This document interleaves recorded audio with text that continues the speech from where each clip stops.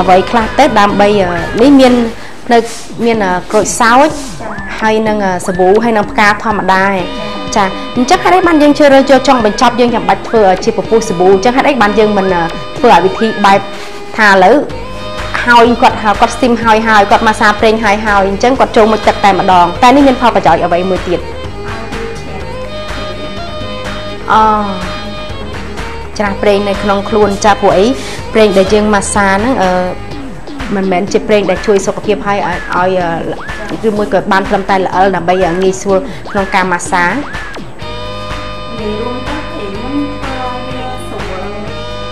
ផងហើយញ៉ាំទៅឲ្យវាចេញទៅស្អិតដៃជឿដៃចា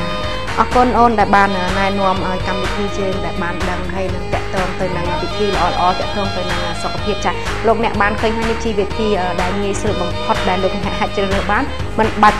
លោកអ្នកកោះខ្យល់គឺយើងជ្រើសវិធីម៉ាសាប្រេងឬក៏ម៉ាសាបែបសរសៃធម្មតាឬក៏ម៉ាសាបែបស្កាប់ដូចអូនបានរៀបរាប់បាញ់មិញក៏ជាការជួយដល់សុខភាពដែរ